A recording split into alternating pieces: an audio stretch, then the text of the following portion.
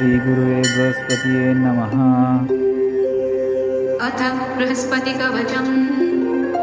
ॐ अस्य श्रीबृहस्पतिकवचमहामन्त्रस्य ईश्वर ऋषिः अनुष्टुप् छन्दः बृहस्पतिर्देवता अम्बीजं श्रीं शक्तिः क्लीं कीलकम् मम बृहस्पतिग्रहप्रसादसिद्ध्यर्थे जपे विनियोगः।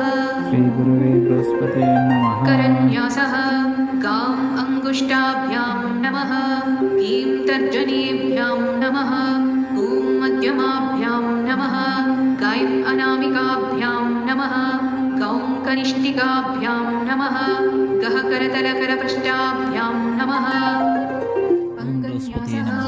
गां हृदयाय नमः, गीं शिरसे स्वाहा, गूं शिखायै वषटे, गायं कवचाय हुं, गौं नेत्रत्रयाय वौषटे, गः अस्त्राय भटे, भूर्भुवः सुवरोमिति दिग्बन्धः।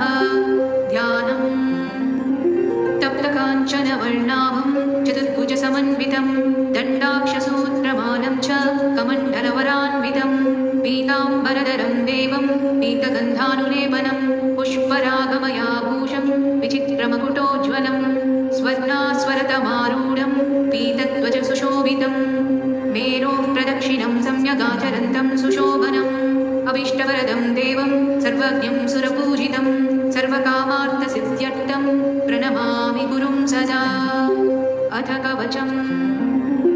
बृहस्पतिः शिरः पातु, ललाटं पातु मे गुरुः, कर्णौ सुरगुरुः पातु, नेत्रे मे भीष्टदायकः, नासां पातु सुराचार्यो, जिह्वां मे वेदपारगः, मुखं मे पातु सर्वज्ञो, भुजौ पातु शुभप्रदः, करौ वज्रधरः पातु, पक्षौ मे पातु गीष्मतिः, तनौ मे पातु वागीशः, कुक्षिं मे सुबलक्षणः, नाभिं पातु सुनीतिज्ञः, कटिं मे पातु सर्वदा, पुरो मे पातु पुण्यात्मा, जङ्घे मे ज्ञानदप्रभुः, पादौ मे पातु विश्वात्मा, सर्वाङ्गं सर्वदा गुरुः। फलश्रुतिः। य इदं कवचं दिव्यं त्रिसन्ध्यं प्रपठेन्नरः सर्वान् कामानवाप्नोति, सर्वत्र विजयी भवेत्, सर्वत्र पूज्यो भवति, वाक्पटेश्च प्रसादतः। इति ब्रह्मवैवर्तपुराणे बृहस्पतिर्कवचं सम्पूर्णम्।